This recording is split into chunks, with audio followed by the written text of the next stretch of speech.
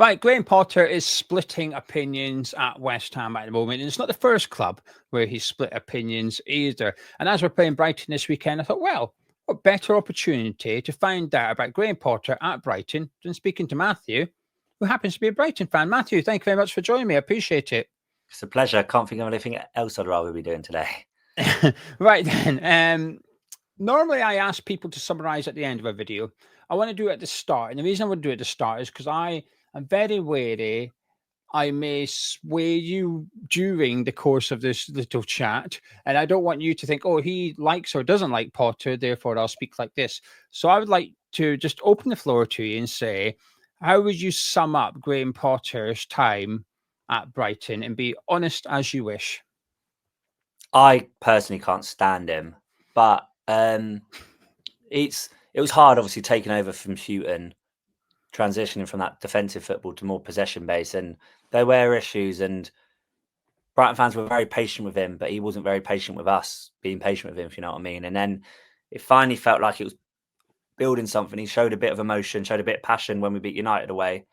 Then he's gone a week and a half later, and he's always putting digs at us. He's just so that sort of clouded judgment, but. Yeah, a lot of Brighton fans aren't very keen on Potter, to say the least. So when you say you can't stand him, is that because the fact that he left and went to Chelsea, or was it because of what he produced at Brighton? Oh, he's a lovely bloke, and he will turn it well. It's just the way he left. He left sort of a few days before the transfer window. He's always been a manager that speaks really highly of his morals and like, oh, I'm not bothered about money. I want sort of project. And then the minute he gets the first big offer, he's gone quickly. So I just think he's a man who says one thing and means another. He's a very like conniving man, I think. So I'm not keen on him. Okay, let me reword this then. So Graham Potter as a manager before he left, did you like him? Again, it's similar to how it is Herzer. There's really good moments and really bad. Like he needs time. There was a time where I think we went 4 months without scoring at home, and then we drew 0-0 to Norwich, and there was like a smattering of boos, like nine or 10. Like you couldn't hear him, but he sort of took that to heart and was like, oh, maybe I need a history lesson. Like Brighton are the hardest they've ever been. It's just he can't really take fans' opinions on board, which is a sort of a negative sign, especially with such a big club like West Ham. So you had two bad periods under Potter really at home, didn't you? You went a period without winning, but you were scoring, and you went a period without scoring, and it was two separate periods as well. I think sometimes when you hear that Potter went so long without a home win and so long without scoring at home, you'd assume it's the same period, but actually it was two separate ones. What was the reason behind each of those? Was it the same reason or was it different reasons? Why did you go winless at home and why did you go goalless at home? Yeah, it's really weird because obviously as a better man in my profession, I like a lot of XG stuff. I look into the underlying data, and I think there's a lot to be said about it. But we were like, it became a bit of a meme, didn't it? Like Brighton would always have really high XG, but to the point where if it's going on for that long, there's got to be deeper rooted issues, if you know what I mean. It can't just be a bad run of form. It's something deeper. For a lot of it was Mopé was having a bit of a stinky time with it in front of goal, but a lot of the time just some of his tactics are weird. I don't know if he's done it yet at West Ham, but he'd be playing like Jakob Moder at wing back. He'd just play the most he'd just do the most random formations, and it was just really weird. The football was good, but it was boring at times. It was really hard to sort of sum him up. Like really, it was a really confusing time. I don't know what the issue was. Some of it was Mopé with the not scoring. Other times it was just sort of lack of creativity. Interesting. Not reassuring, but interesting. So would you say that if Potter had a better finisher at Brighton, perhaps the results would have been better quicker? In that period where I remember we didn't score at home, we battered Norwich, drew 0-0, Mopé missed a pen. But Mopé, I love that bloke. He was very good for us. He just had a bad period. And I don't know if it would have been a better finisher because Potter's just... I was watching the West Ham Liverpool the other day. He's just quite he can be quite, I don't know, he's quite tactically good, but again, he's sometimes he struggles against teams that will sit back, and that was a real issue for us. You create a lot of XG, but we'll leave some games with like 3 XG, but you never. I didn't leave thinking, oh, we play well today. It's just an accumulation of shit chances, really. Because of your profession, I understand why you're referring to XG, and I don't mind statistics and stuff like that. Did Graham Potter ever refer to it? Yeah, I think so. I think there was a couple times we did, and it annoyed sort of, like some of the older fans that aren't into that sort of stuff. Yeah, Which not is everyone fine. likes XG. There'll be people listening to this going, God, this guy's going on about XG a lot, and they don't like it. But I was just... But I think he's a very intelligent man, obviously with his background and stuff. And I think it's the sort of stuff he will look into, which is why I think he'd look at it and be like, "Oh, we're creating loads of XG. We're doing this. I don't need to change it. It will turn." But then, as a fan, you're watching it and you're like, something needs to change. But I think he's very patient in himself and trust in his method. So if you do get, if he got time, I think he'd be fine. It's just it can be frustrating seeing how stubborn he can be sometimes. Right then, the best things about Potter, what would you list? If West Ham fans are listening to this right now, they want a bit of reassurance. They want you to say Potter's good at XYZ. What is XYZ? When it's good, it's good. You can, like, we did play some absolutely beautiful football at times. Like, if you've got a team that sort of comes onto you a bit, he can pop it round, no problem. And he's brave. He's very brave. If I remember, we went to Anfield during COVID. He played Alzate, a youth player, just out the blue. Like, sort of how he's doing the Skulls for you. We turned up at Newcastle, sorry, he played Connolly and Alzate just out the blue. Alzate was wing-back, got man of the match. He's someone that fell off a cliff, isn't he, Connolly, just randomly? I remember him coming through at Brighton, and I seen him rocking up in the lower leagues not long ago. A lot of it's like he's come out and had a lot of mental health issues and stuff like that, but a lot of it at the time was attitude. Like, I think he believed the hype. But yeah, with Potty, we rocked up to Anfield, put a really good performance in. Like, we didn't park the bus. We went toe to toe with them and beat them 1-0. So stuff like that, when it's good, it's really, really good.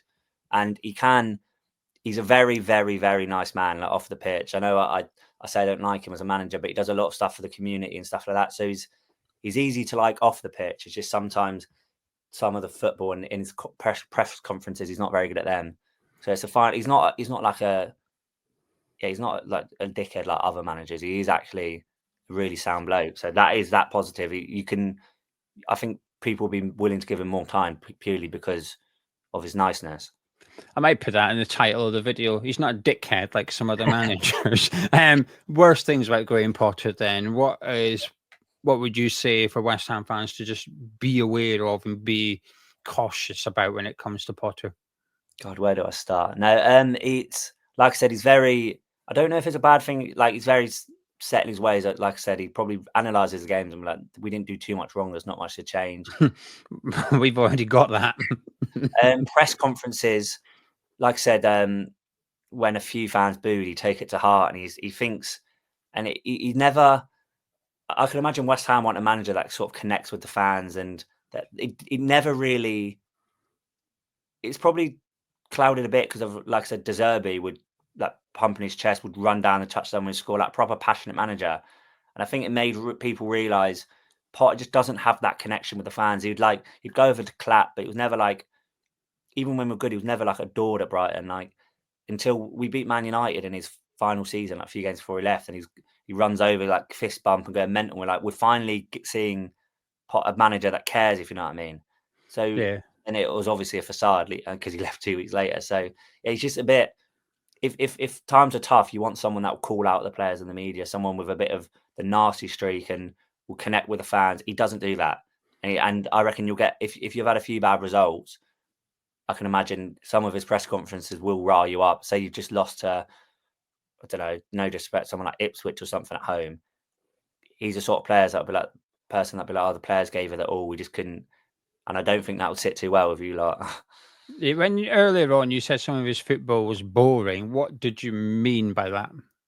Just say a lot of teams would sit back at us because they realise that's the way to beat us, and it just used to be, sometimes it was just passing for passing's sake rather than, like, De Zerbi, there was a clear pattern and strategy. Potter, at times, it just felt like possession for possession's sake. Like I said, when it's good, but it can be very, very frustrating football at times. Some fans are optimistic that while it's not going well so far this season under Potter, that next season, once Potter addresses the squad in the summer transfer window, and once he gets his own players in, that next season, will be better and there'll be an improvement. As a Brighton fan, when you hear that, do you agree or disagree with that statement? I wouldn't say either way. I think there's a lot of teething problems in your squad. There's a lot of old players that don't fit his thing. So I think a big clear out is needed. And someone like Potter, long term, if you kept him for a couple, I think you're just going to have to be another season of transition that season. Obviously, you want to see improvement, but I think the aim should be not for next season, the season after, when he's finally got his squad bedded in, he's got them to play in the way. So it is going to be hard because I think I read somewhere you're getting rid of like 10, 11 players probably. Yeah, at least probably. And you can't expect someone like that to instantly turn it around. So I do think Potter will come good because he is a good manager, despite what I say. But I don't think next season there won't be too much optimism, I don't think, for next season. As a neutral evaluating Potter's squad at Brighton, one thing I feel was quite key, as well as players being versatile. I always think he liked players that could do 2 or 3 positions in his team. You know, Pascal Gross, Solly March, McAllister could play an 8 or a 10. Yeah, so Trossard would be up front in a number 10, wing back. So he liked his players to be able to play different positions. But something else I thought was key for Brighton would be athletic midfielders, players that could get up and down the pitch, but also had a little bit of pace, but they were more like Alexis McAllister is probably a good example. Someone that can get around the pitch, but he's not the quickest player, but he's very athletic, high energy, very industrious. You know, Caicedo, Bissouma. Would you agree that that's quite pivotal for the way that Graham Potter plays football? Yeah, I was going to say that in his final, obviously left a few games into the season, but like the final full season when we had nothing to play for. But last like 9 games, I think we went on a crazy run. He called Caicedo back from his loan. I think we beat you last. I think it was beat you last game season to finish 9th or something. So it's sort of we were like 15th for a lot of season. Then he recalled Caicedo. And we played like it's a really weird formation. We had 3 at the back with Cucurella and Veltman as like left back, right backs, and then Dunk just there on his own. But because of the squad we had Bissouma, Caicedo. I don't know if you remember Moepu before he retired. Yeah. He's quite tall. Yeah, so we had them 3 covering all the ground. Then McAllister and Gross for the creativity, and then we had Trossard and Welbeck. So he sort of left Dunk a bit exposed. That's when he could run, but he had these powerful runners. Pascal Gross obviously being creative, and McAllister. He didn't mind the limitations there because of he just packed the midfield with Moepu, Bissouma, and Caicedo. Were just all 3 of them were absolute beasts that could cover so much ground. So that was probably the best football I've seen at Brighton. Those last 8 games of the season. Let me try visualize this in my head. I've got my back 3. So did you play wing backs, a box midfield, or what was the formation? I'm trying to just visualize it in my head.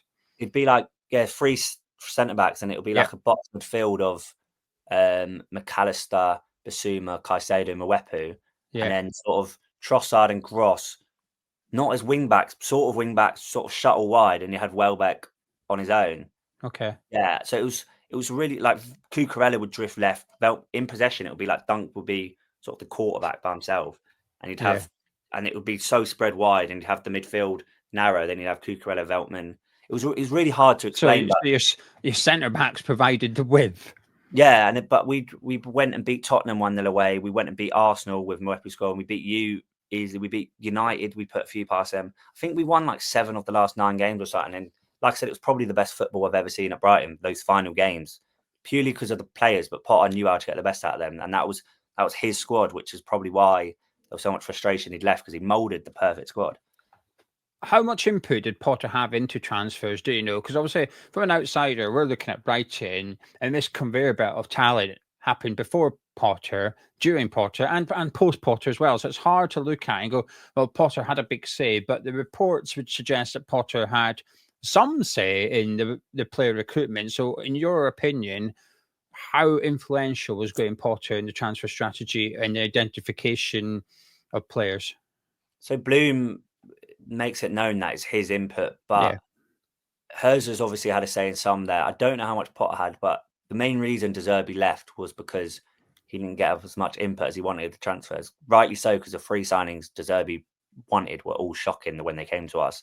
So which 3 were they? Sorry. So we nearly signed Palmer, and then we're about to sign Kudos, and then we went for Fati instead. He also got Dahoud in, who's flopped, and Igor in from Fiorentina, who I don't rate at all. So they're the 3 that De Zerbi really vouched for. And and I think he wanted more control. It's a fine line because obviously he got us a best ever European finish, but you can't compromise the club models just for one man. He could leave any time. So I don't know how much input Potter had, but he would have had some. But he did really well with moulding a squad. Like he moulded the perfect squad, and then left at the first chance, which was really weird. I'm going to chuck a name at you then, Kyle McCauley. I don't know if, as a Brighton fan, you have any opinion of him or you don't really care, but obviously someone that was at Swansea, came with him to Brighton and went to Chelsea with him. He's now at West Ham, and he's sort of being given a lot of responsibility for our summer transfer window because we don't have a director of football. We've got a chairman, and Kyle McCauley, and little to nobody in between. As a Brighton fan, have you got anything to say on him, or was he just a cog behind the scenes in a well-oiled machine?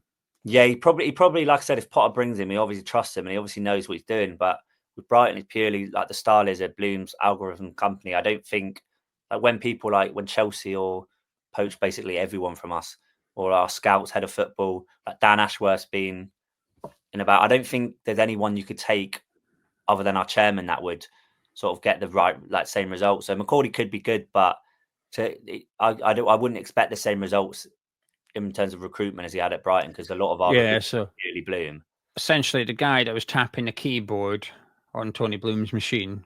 Yeah, I don't know how it works, but they get loads of data and sort of correlate it, and then obviously they go and watch these certain players. And McCauley probably, we don't know, he could have suggested a few players, and he's obviously good at what he does, and Potter trusts him. But like I said, yeah, I wouldn't expect the same results at Brighton because it's not he doesn't have the algorithm. Yeah, I think I know the answer. From the question way to give here. I think at the start of the interview, I thought it was a different answer, but as we've gone on, I feel like I get a good read here. Is Graham Potter the right manager for West Ham? No, for West Ham, but yes for another team. I think you're interesting, right? You're going to have to expand on this. I could be wrong, but obviously as a match going fan, I've been to West Ham loads. I don't think you're the most patient fan base. And fair enough, Potter's football hasn't been good, but I think he's a sort of manager, like I said, needs next year to sort of you won't go down. Like the way the league is next year, you won't go down. You just need, even if you come 15th, just let Potter mould his team, and then you'll be perfect. You'll get Europe and everything. But it's just whether you're willing to sit through a year of awful football and awful press conferences and sort of write next season off. Then he's the right manager. But I think for West Ham, he's not the right fit.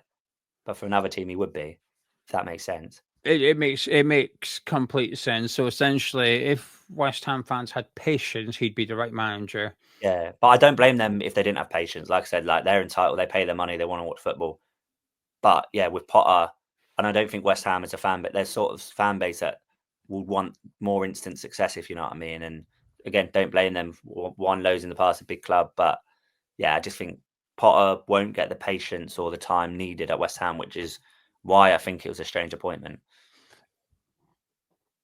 Well, you started off making me very worried. Then you gave me a lot of reassurance, and you've just finished up by making me worried again. He's the exact same at Brighton. It was so up and down. He's a really hard manager to call, and we're not as, I'm not saying you're a toxic fan base, but we're quite we've risen through the ranks, so we're quite patient. And Potter got away with it. Like I said, when can you go 4 months without scoring at home and be all right? Like, I'm going to flip this round again. That was my last question. I now have another last question. Before I do, I want to tell people who Matthew is. Brighton stuff, Matthew. But more importantly, if you like a bet, if you're a bit of a gambler, if you like a flutter like I do, he's very good at what he does. I am vouching for him. He's not asked me to say this. He didn't even know I was going to say it. I can vouch for him. I put the links to his social media. He does a free podcast as well. I'll put the links in the description below. Go check it out. You might not like the XG, but you might like the bets that the underlying data gives you for the weekend. My last question then. We've already recorded the opposition preview, which is about the game, right? And this is why I can ask this question. In there, you said fans are a bit impatient this season with Hursley because the ambition was European football, and some people took that as an expectation, and therefore it's not a good season. So people, at the minute, you said Brighton's fan base is a little bit toxic and it's split. Some fans like Hursley, some don't. Lack of patience.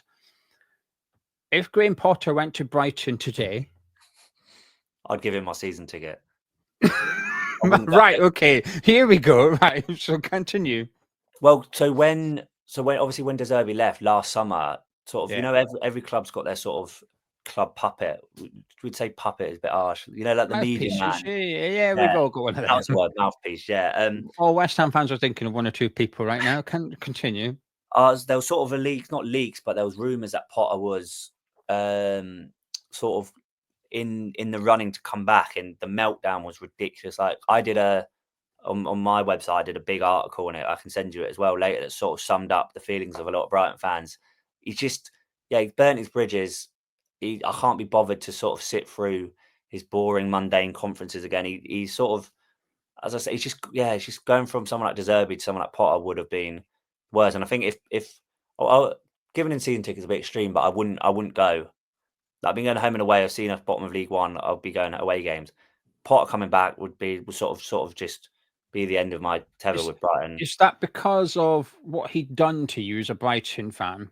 Yeah. So if Potter hadn't ever been at Brighton, right? Oh yeah, I would have loved. He's like the perfect fit for us. It's just okay. It's his subtle digs at the fans. Sort of. Yeah. It got a bit boring in him doing digs at the fan, and yeah, we put Yeah, a lot into him, and he did into us. I completely get what you're saying. I remember him having that. Oh, I must search my history. I remember him saying that. I remember watching the game and thinking, wow, that's a spiky response from him, kind of thing. And I think, well, you don't want to check Brighton's history since you've left because they've actually done better since you've gone now. But he did it with Chelsea as well. There's a guy, Frankie, who I do podcasts with on this channel, and he sent me a clip of Potter sitting down for the press conference after we played Chelsea at Stamford Bridge. And it was sort of like not part of the interview. So the cameras were rolling, but there was no questions being asked. He was just sitting down, and he sat down and he said something like, "Oh, I don't miss this place," or something like that. And it was like just a very unnecessary like comment to make regarding Chelsea. And I know it wasn't, he's probably not got pleasant memories there, but it just felt a bit spiky. And I think I've seen bits of him, and he's had booing at West Ham already. There's already been booing, and he's not made a comment yet. That's what annoys Brighton fans, because at Chelsea, when they were booing, he was like, "Oh, they're entitled to it." Yeah, it's when we booed them, we're not. So like, where does he? And he sort of says he's a man of the not man of the people, but a man of morals and a good people's person. But he showed nothing to suggest he was in his press conferences or how he acted. No. Anyway, we'll leave it there. Matthew, thank you so much. That's been a great insight, and hopefully people, West Ham fans listening to this, have learned something about Graham Potter over our discussion. You guys at home, if you've enjoyed this video, please do drop a like on it by clicking thumbs up, subscribing to Hammers Chat. And if you want to check out our opposition preview where me and Matthew look ahead to the match, no Potter discussion, just about Brighton and West Ham going into the game on Saturday. The link's in the description below, and the video will be on your end slate. But Matthew, thank you very much. It's been a pleasure. Thank you for having me on.